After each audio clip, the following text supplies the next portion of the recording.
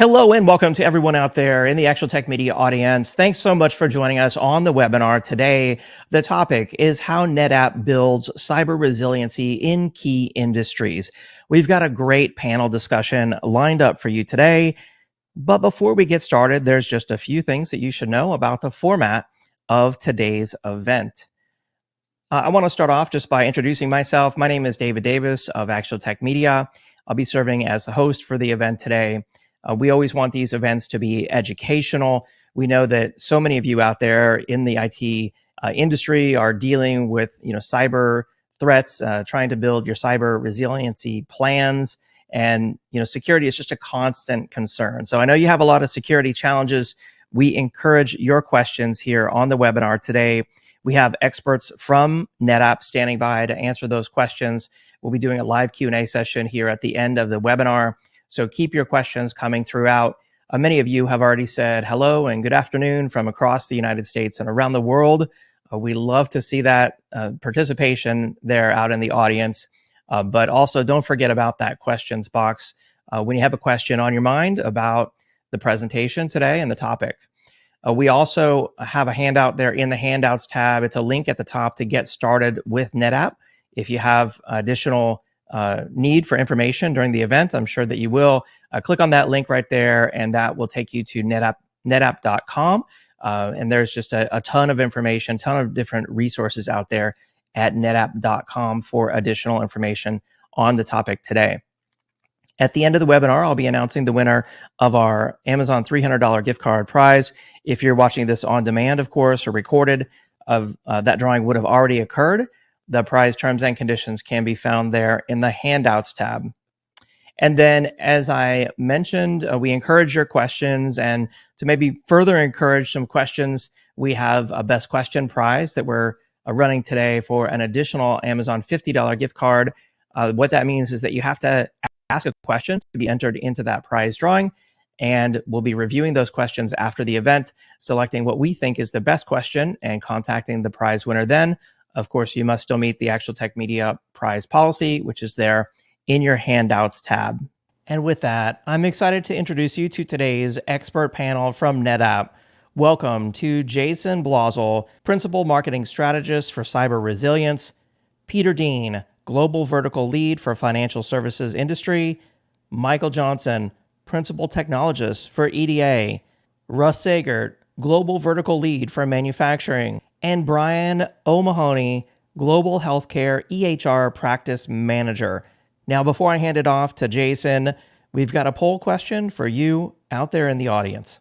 We want to get your feedback on this.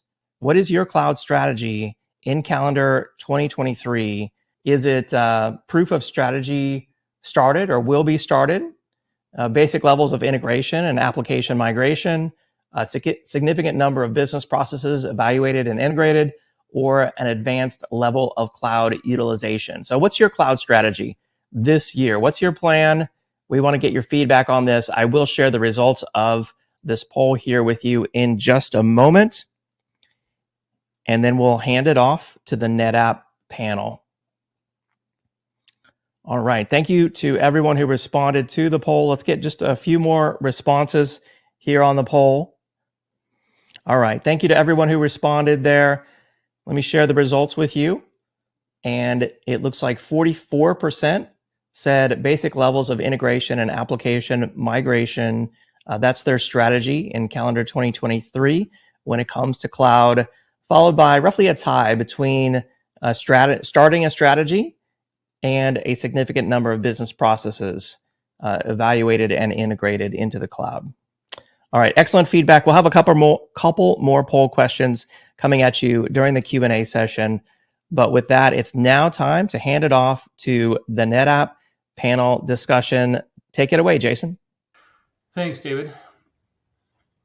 I'd like to set the stage with a couple slides and to set the stage for cyber resilience. NetApp views cyber resilience from a holistic, data-centric point of view.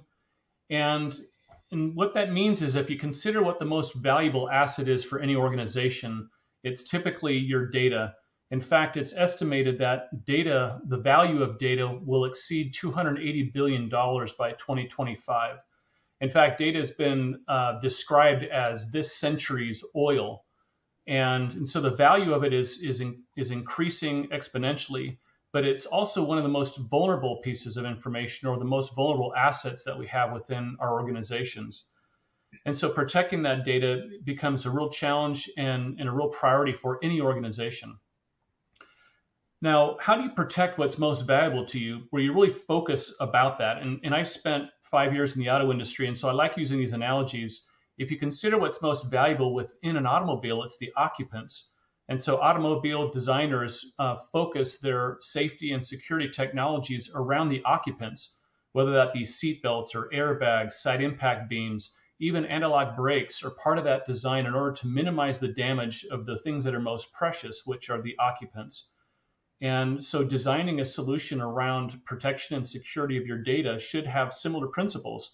And we typically call that zero trust, which is starting from the inside and moving out. Now, as I mentioned, NetApp calls this idea of bringing protection and data security together as cyber resilience. It's really the ability to protect against any type of cyber attack that can be either man-made or natural disasters. And we see ransomware as one of those critical use cases where the need for protection and security really come together. And that's why these disparate teams that used to act in silos around protection and security are really working more together, more holistically, to address the challenges for data availability, data recovery, but also threat detection and threat remediation. And so I have a panel of experts today that will be discussing these topics based upon their perspective from their industry specialization. And so I'd like to cut over now to our panel discussion. And so initially, I'd like to just ask the question of the panelists, what are the most pressing business goals in your industry? And maybe we can start with Brian, as your focus is in healthcare. One of the goals in healthcare is really to get out of the managing a data center and get into focus more on patient and improving patient care. And a big part of that is moving to the cloud and doing it in a way where they can reduce cost, expose their data to tools and AI in the cloud, tools that they can't develop on-prem. So there's a combination of things of reducing cost and beginning that journey to the cloud. The challenge is starting that journey is very difficult, and guiding them to the cloud and starting that journey is a big value add that we have at NetApp. And I would echo that from a financial services perspective. One of the things that we focus on and we talk to customers about definitely is moving into the cloud, and how do we do that safely and securely.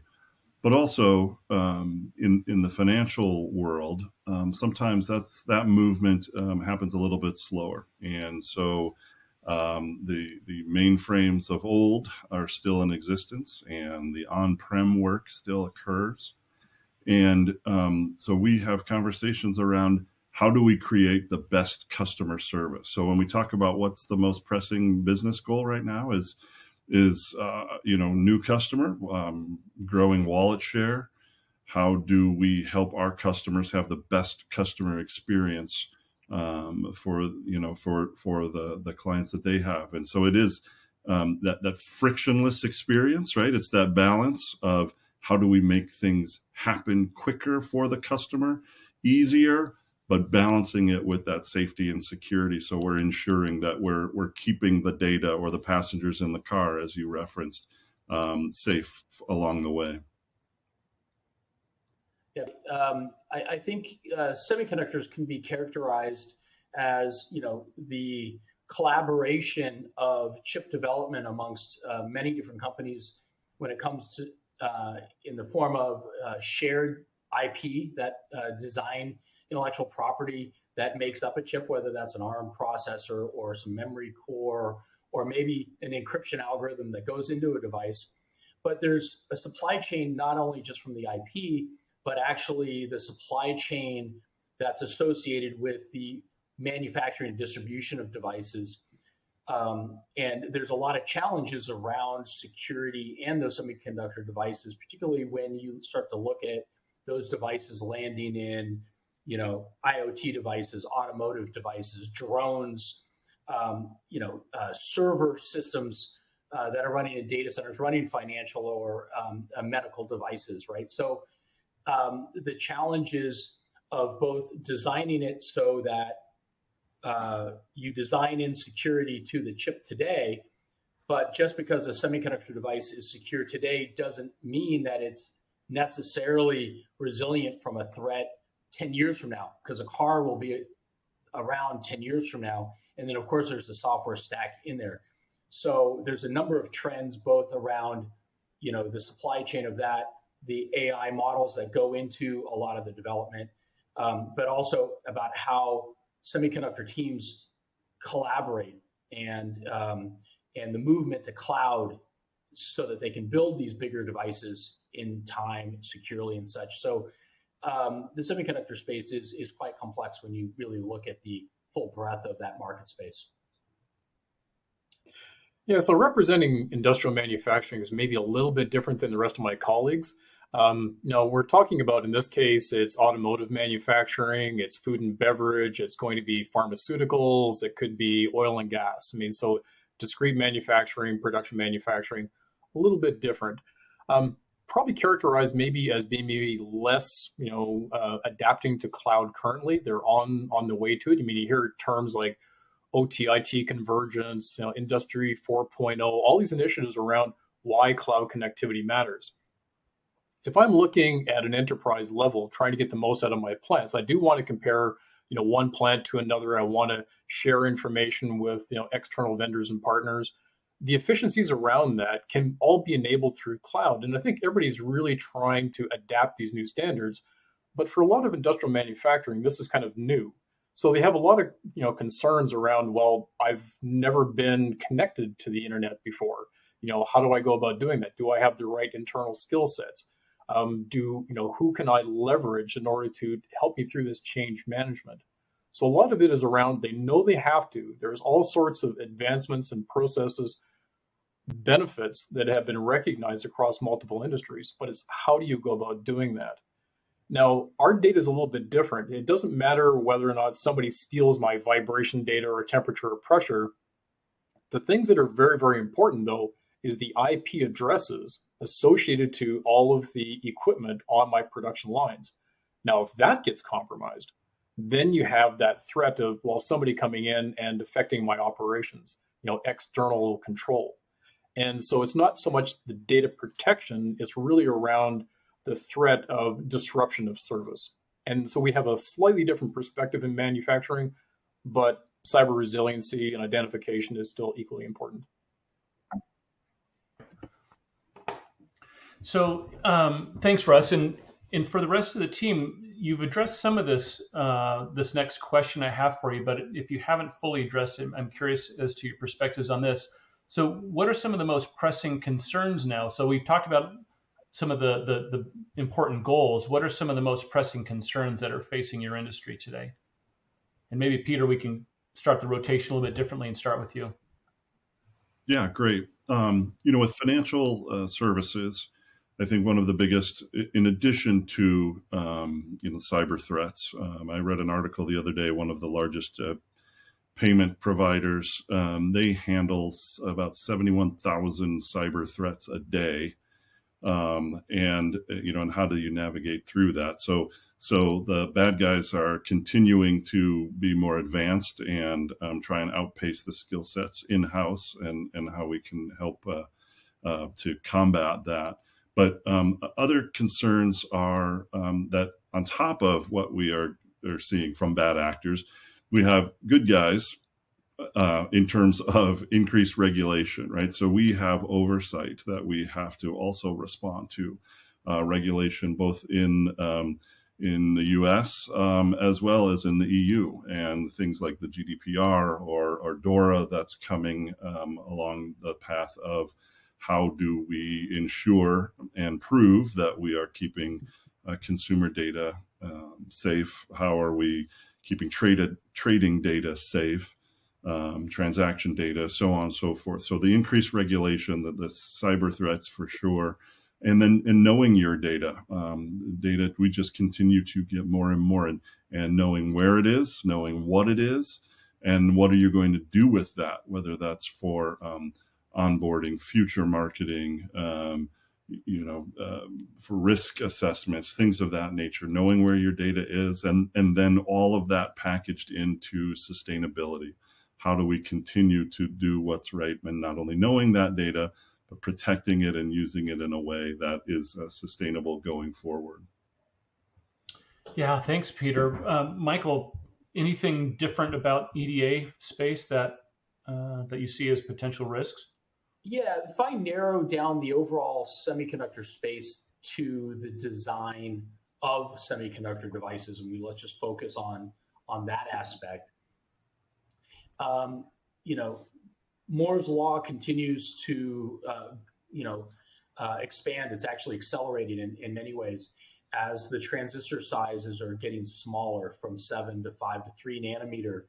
And what we've seen as a trend is as you move from a 5 nanometer design down to a 3 nanometer design, the amount of compute capacity required per project has increased 4 to 6 times. So if you were using 20,000 cores for your last chip, you now need 60,000 or 80,000 cores. The amount of data to develop that chip is increasing by 4x due to the complexity. And so what that's driving is adoption of cloud to meet that expanded data center requirements, to meet some of the needs of some of the new AI-based algorithms that are utilizing hardware to accelerate the development of the processes. But that movement to cloud or to hybrid cloud presents security challenges. There's more as a service, EDA as a service type capabilities where companies are using EDA vendors managed cloud services potentially for their environments, where they need to move data back and forth from the cloud. And that all, I think that rapid adoption of cloud puts companies at risk. And so that's a challenge about how they actually manage that. They're used to managing their data center. The cloud has proven to be more advanced typically for security, but there's still that mixed hybrid environment that often causes challenges and mismatches. And so that's where being able to provide some consistency and standardization across those that spectrum is really important for the industry. So that's one of the things I see. Yeah, that's really interesting. Russ and then Brian, why don't I turn it to you to see if there's any additional challenges that you're facing in your industry at this time? All right. So the healthcare industry, the number one thing that keeps CEOs and CIOs up at night is ransomware cyber attacks. It's the number one industry for that. And that's increased by over 200%, 260% during that COVID period. So it's exponentially getting worse for healthcare as they exponentially grow the amount of data that they need to secure. And there's a reason for that. Healthcare medical records is seen as being more valuable than any other industry. So not only are they trying to, bring your organization to a halt and ask for ransom, but also they're trying to steal the data and sell that data, which is extremely damaging, not only the cost of being offline and not being able to treat patients and putting lives at risk, but the data is getting stolen and the reputation of the hospital is very damaging. And with that focus, when you talk to executives, that's the number one thing, number one conversations that we're having in the healthcare industry.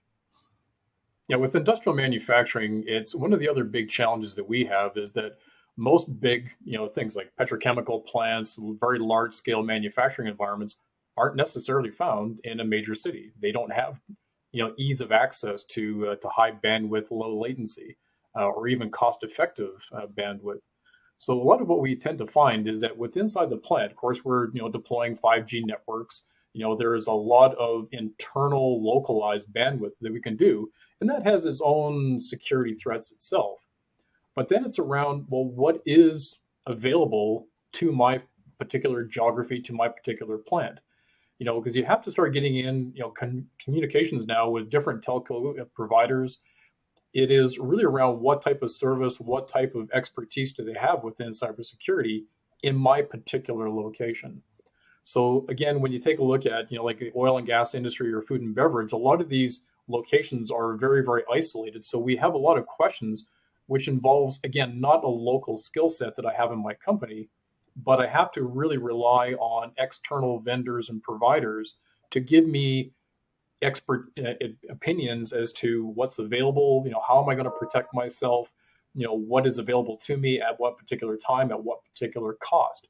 And then you have to start doing all the economics assessments around what is my, threat,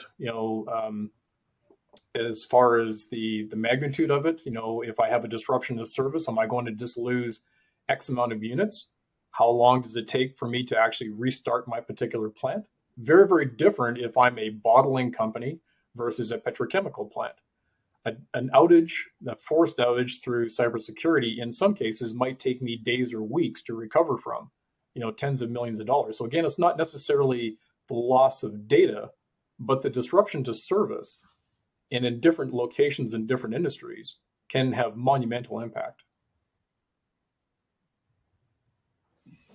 Yeah, that's really interesting. In each of you have kind of expressed, in some cases, the same threat, but a different outcome from that threat.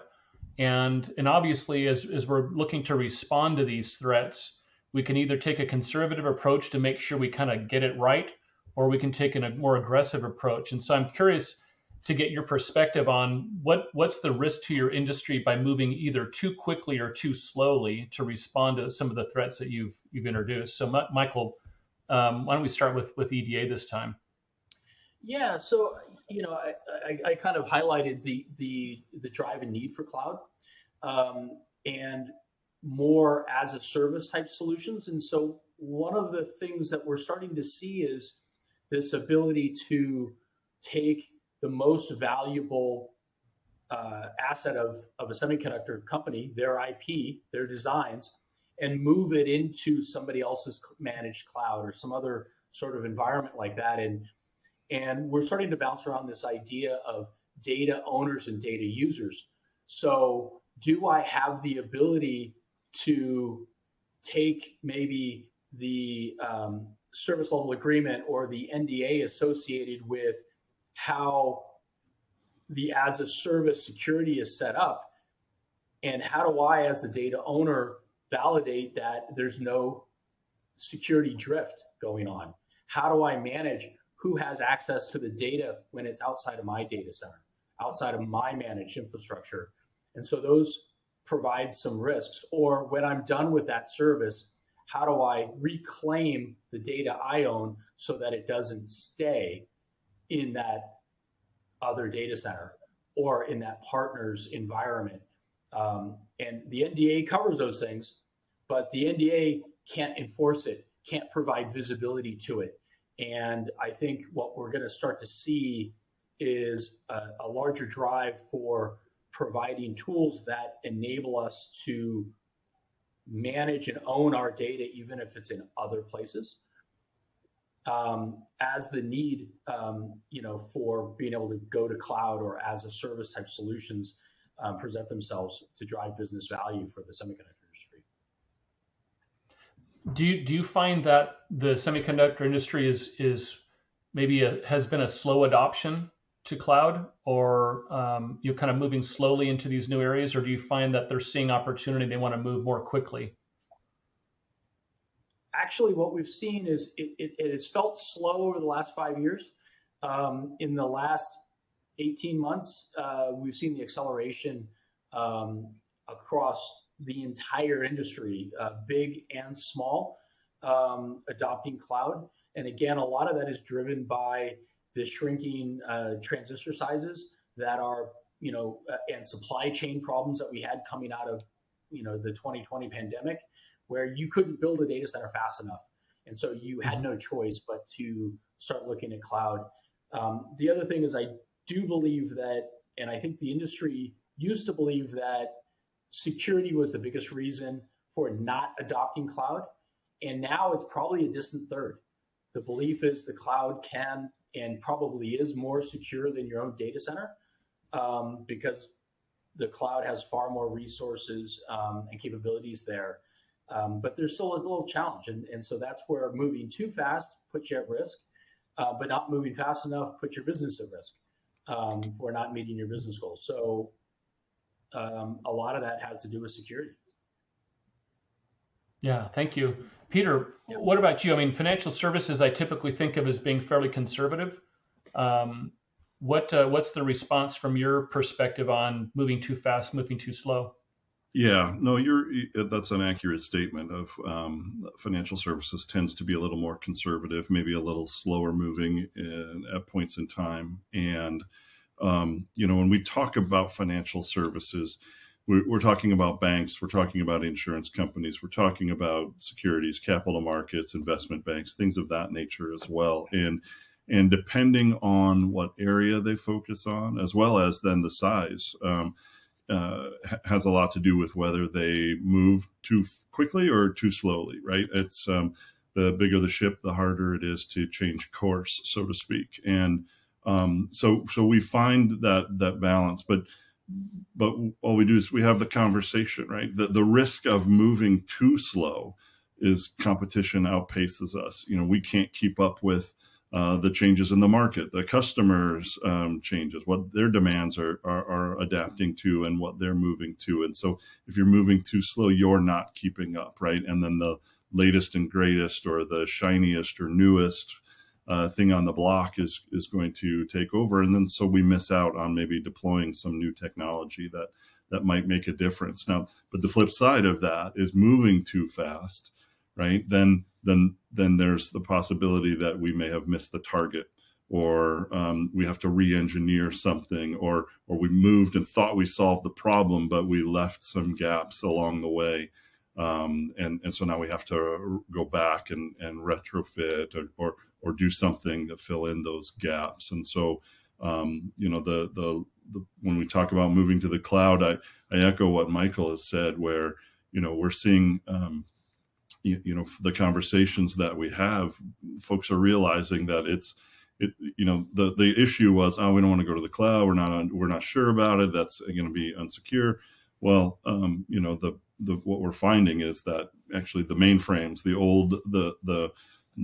old way of thinking about some things, that's where we're finding that there are potential issues. And so we're trying to help raise awareness. We're trying to be thought leaders in terms of finding that right pace of movement, finding that balance of a hybrid model, also finding what needs to potentially be on-prem and secured that way, and what moves to the cloud because of some of the other things that we mentioned earlier in terms of the goals of the business. But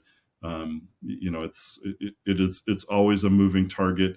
Financial services tends to be a little bit slower along those lines, but fintechs and smaller companies help pave a path.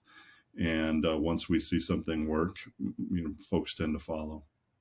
And Peter, if I could add to your comments, I'm actually kind of surprised by the slow versus fast in financials, because the adoption of mobile banking, mobile payments, all of that is necessitated by all the millennials who expect to be able to do financial services remotely. And so now data is distributed out to semiconductor devices that are in pockets and that are accessed from anywhere in the world. And it feels to me like the financial industry is keeping up with a lot of those challenges. So I'm sure security continues to be a big challenge. It does, and so you're right. When we talk about the latest and greatest, or being more mobile or adapting to what those customers' expectations are, yes, everything is being done on the phone. There is a big push to move to mobile, but what gets moved, when it gets moved, who, those types of things, that's where maybe there's a little bit slower go. And again, depending on the size of the company and what kind of investment and what kind of talent or skill set they have internally to be able to do that work, also drives the pace in which they move. Now, Russ, I would think that in manufacturing, there's probably a pretty big spectrum between slow movers and fast movers. That some want to, as much as they can reduce manufacturing time or distribution, that they're going to be looking for any way they can in order to improve margin. But there may be other areas that are maybe massively capital intensive that maybe aren't moving as fast. Can you describe that a little bit? So yeah, Jason, I agree. I mean, manufacturing is a little bit different, whether it is discrete manufacturing or process manufacturing. But in general terms, I would say that manufacturing as a whole was behind in its adoption with cloud. Realizing all the benefits of cloud connectivity, and that kind of enterprise-wide, comparing plant A versus plant B, how fast I can share, with external vendors and partners, which is all enabled through cloud connectivity. So it's no longer to be just good enough anymore. I mean, I think people are recognizing that they have to move. So I would say that they're definitely behind. And that kind of comes true when you look at, we've all experienced this with the global pandemic. Whether I've been trying to buy, something like a new car, a lettuce, whether it's been cold medicine for the kids, there has been this impact on not having well-connected supply chain. So we've all experienced it. And that really kind of boils down to, just this lack of adoption of, cloud connectivity. So now that this has happened and we're all feeling the effects, I need to understand better as to, when somebody can't supply raw materials, am I going to be meeting my customer contracts, being able to notify people on time? That's all going to be facilitated through, cloud connectivity. And people realize that. But so that's why I'm saying is that since we're all experiencing these kind of problems across all forms of discrete manufacturing, clearly this is a problem. We're all experiencing it across everything. And so therefore trying to help the customers, make these connectivities and be able to securely share information. You are my supplier, I'm your supplier. How do we work together? Complex manufacturing, especially things like, aerospace or automotive, where there is literally hundreds, if not thousands of different suppliers that move together to create one final product, an airplane, a car, or whatever. That's where we really need to have this kind of collaboration. So everybody needs to be up to speed. Everybody needs to be safe and secure. We have to be able to identify and protect against these kind of threats. That's great. Thanks, Russ. And Brian, I left you to the end because I thought yours was going to be one of the more interesting use cases, right? Whether you're moving too fast or too slow. I think there's areas within your industry that can't move fast enough. And maybe there's others that are pretty risk averse when it comes to potential threats and the value of the data, as you've described earlier. So you want to provide a little insight there? Absolutely. I think there's a lot of commonality between financial industry and healthcare being slow. It's a combination of being extremely risk adverse, but also there's budget constraints there as well. There's no silver bullet in the journey to the cloud. For healthcare, that's going to be a journey. Similarly with security, there's no silver bullet there. It's layers, and you'll never get to that perfect security solution. You're always adding layers to it. Now, healthcare tends to focus, and everybody tends to focus on the perimeters, right? Network security, endpoint security, and everything else. But what we're talking about today, which is the most important piece, is the data and protecting the data. When threats come in, healthcare has to be able to detect ransomware when it happens and remediate when it happens, rather than waiting to do a whole recovery after a big outage. Acceleration changes with events. Russ talked about the pandemic. Getting healthcare through telemedicine out to people, that had to happen quick. And I think there's a long-term effect, the new normal. The remnants of the pandemic is still there today. A lot of similarities between the industries, I can hear it. But I think finance and healthcare are probably slower and more cautious. So I have one more question for the panelists, and and we've talked a lot about the business imperatives, kind of business goals, the risks and concerns that we're facing, whether to move too fast or too slow. We all recognize that data is critically valuable throughout this whole process. I now just want to ask the question about what are some of the new approaches or technologies or architectures that are available in the market today that are going to help your industry move forward in terms of better security and protection while still being able to achieve your business goals. And so maybe I'll start once again with Brian. Why don't we jump into healthcare and then we can go from there. Yeah, again, I think people focus too much in healthcare and all the industries on the border technology.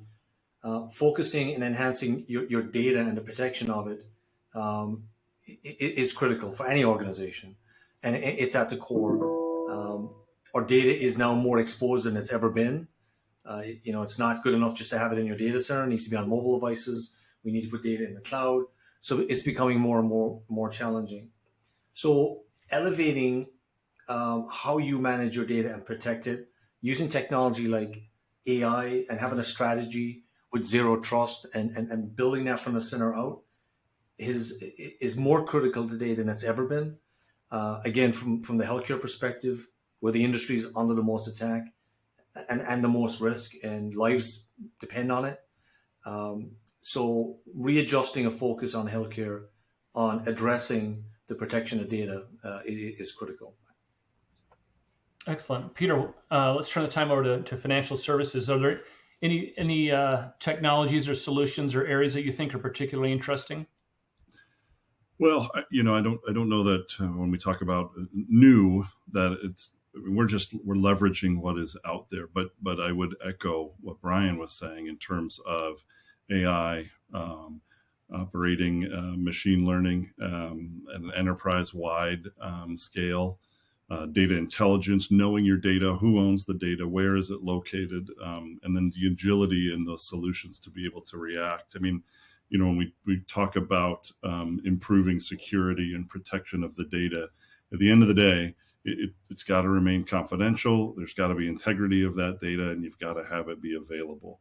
And so it's the work to be able to say, how do we try and keep pace with the bad actors? How do we be as cost effective as possible in doing that, and how do we keep up with the growth of that data, the pace in which data has to be gathered and stored and protected, and so again, we're trying to leverage the spaces where we can in terms of the AI, ML, and those spots.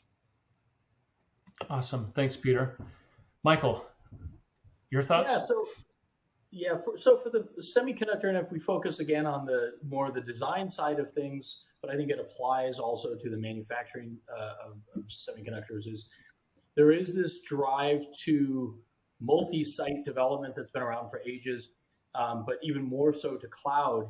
And if we really talk about data as being the gold, being the most important asset that a company has in this industry, it's critical that you have a consistent approach for how do you move the data from one place to the other, and are the tools that move and manage the data between locations or to cloud consistent and provide the same level of security, whether it's encryption at rest or at flight.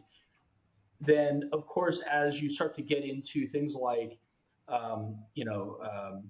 the cyber threats that come in, is how do you detect patterns? If somebody got through your zero trust wall, right, of partitioned environment, how do you detect patterns of data utilization and then react to it quickly, and not, weeks away, but almost immediately? How do you react to that? How do you monitor it? How do you recover from it? Those things are also very important. And having a unified approach to managing that data and the security risks of that data, wherever it is you're using that data, is a big challenge, right? But I think that's a place where the industry is responding with solutions that are enabling our customers and the industry to, move rapidly so that they can keep up with the demands of their industry. And the semiconductor industry, as we know, is everywhere, and it's growing, and the data from those devices are growing. So it's a big challenge, but I think the industry is addressing them. Excellent, thanks, Michael. Russ, I'll let you have the last word. Yeah, I will definitely echo what Michael was talking about. And it really comes back down to the new advancements in how to detect something that's anomalous behavior.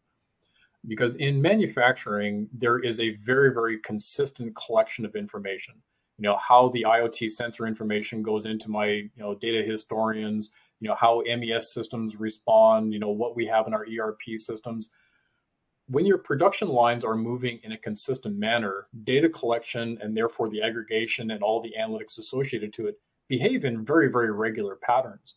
So it's quite often very easy and very quick to detect something to do with an anomalous behavior like a malware attack or something, or a malicious behavior of somebody deleting information.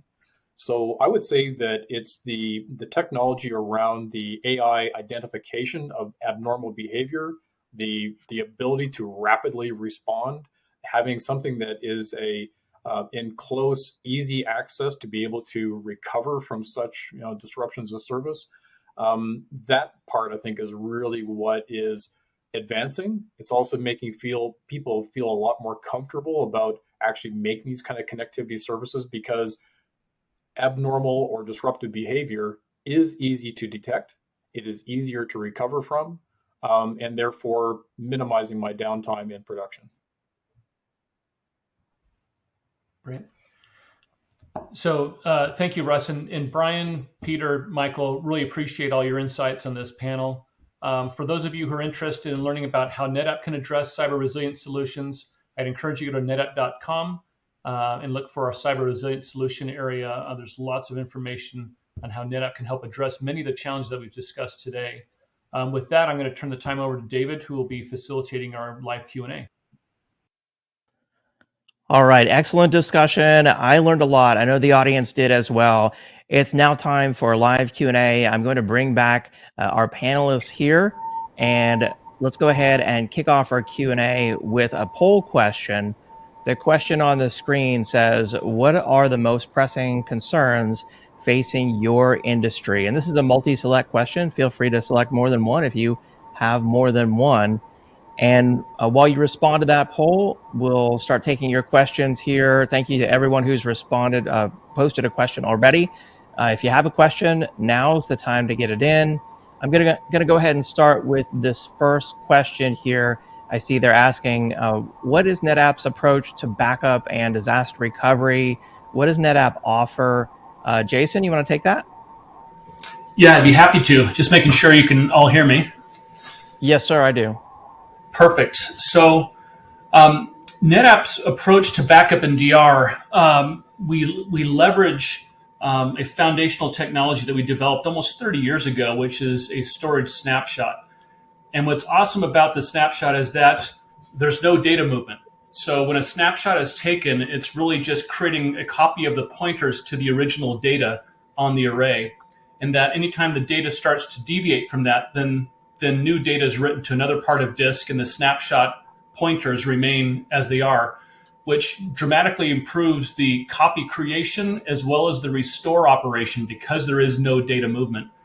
Now we build off that, and then when we do our backup, which we would be making a copy to a secondary system, what we do is we establish a baseline, and then the incremental changes associated with each of those snapshots then get moved at a regular period defined by the customer. And what's awesome about it is that only the changed blocks of the data move. So unlike a traditional streaming backup technology, for instance, where the changed files are moving, we're only moving the changed blocks.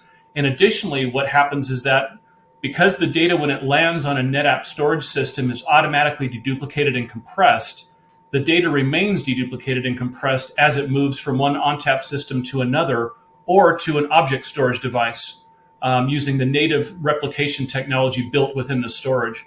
So as a result, the backup and recovery times are dramatically reduced. The amount of I/O required across the network is dramatically reduced. And we retain the security through end-to-end encryption. So that's the foundation of both backup and DR, is this efficient replication, secure replication. And that's one piece of it. We have also solutions that do the orchestration, application integration for VM environments, databases, as well as just file systems. But we also partner with the leading backup vendors in the market as well, recognizing that NetApp isn't, most customers have a mix of storage systems, they have a mix of technology, and so we can either interface into or integrate into existing environments where investments are made with leading backup vendors, or those can be added onto our solutions if that's the desired approach. But foundationally, it's that native capability that we have to securely copy and move data in a very, very efficient manner. And that relates to both immutable copies, which cannot be changed, as well as indelible copies, our ability to prevent anyone from deleting a copy, which is really a great technology to protect against things like ransomware, or maybe someone wants to come in and delete your backups before they encrypt your primary data. Excellent. It sounds like that could help so many companies out there to improve their resiliency.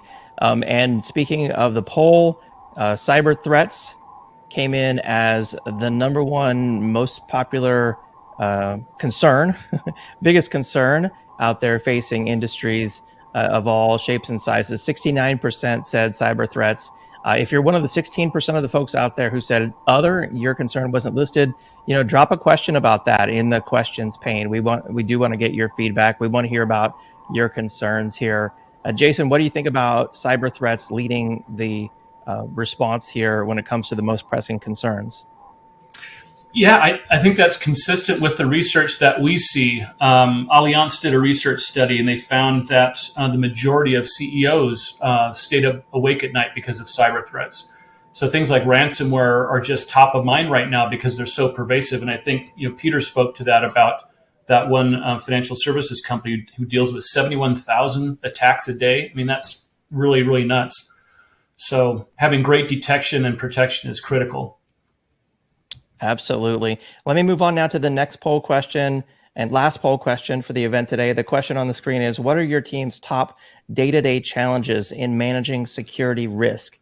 And this is a multi-select question as well, so feel free to select more than one. And with that, let me move on to another question here. The question from Brandon out there, he's asking, what are some common cyber threats facing the industries that NetApp works with? And how does NetApp help organizations prepare for these threats? Let's go ahead and redirect that back to you, Jason, and maybe some of the other panelists would like to join in as well. Jason? Yeah, I'll take a quick stab at it and then get feedback from the rest of our panel. The typical threats that we see in the market are probably no more different than what anyone else on this call is facing. So if we look at natural disasters, right, we've seen a lot of those recently.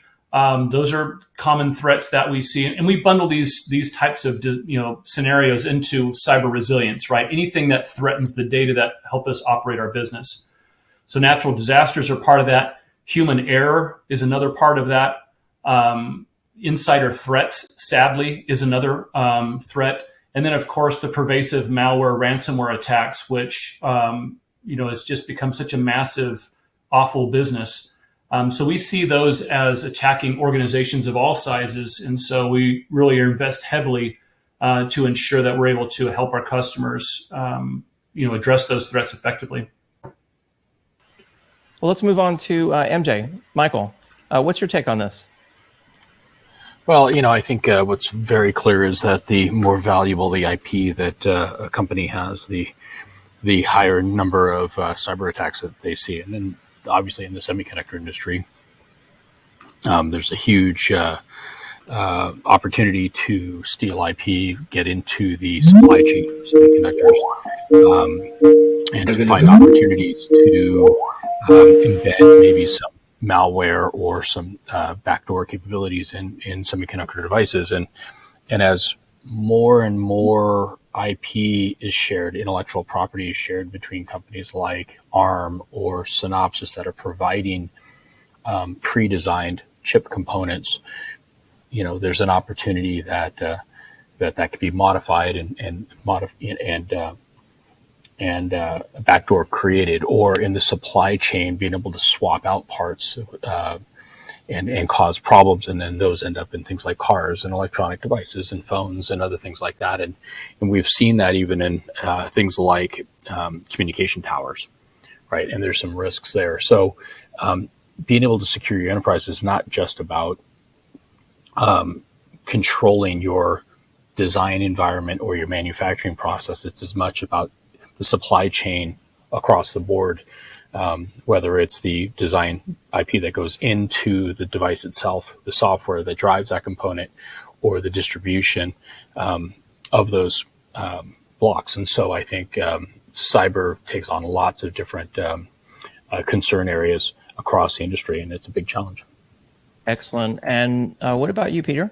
What's your take?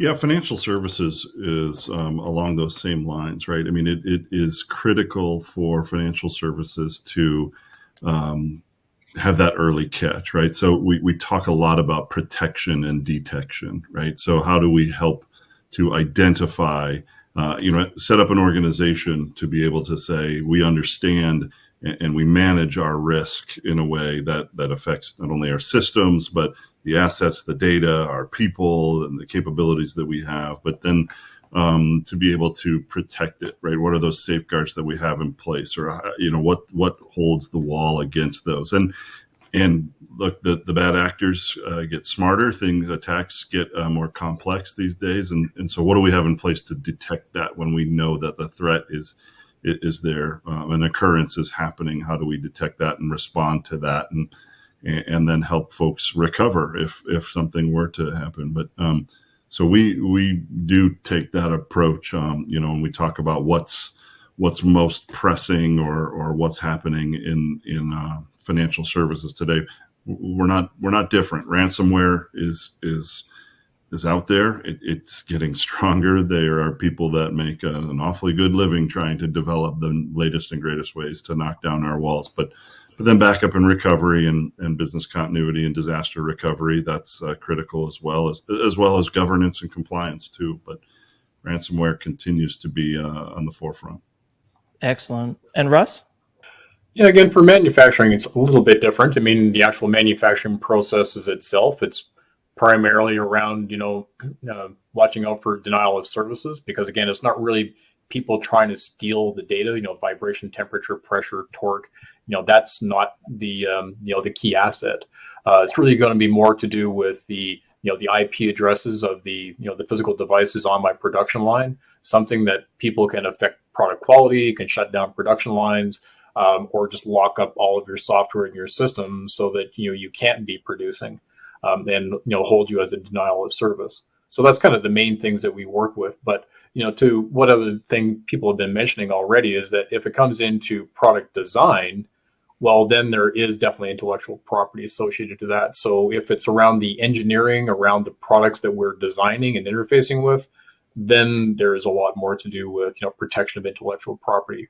But a lot of it really in manufacturing comes back down to having a very resilient system in place where if something does come in as a denial, very quick response to detecting it, and then how fast can I recover?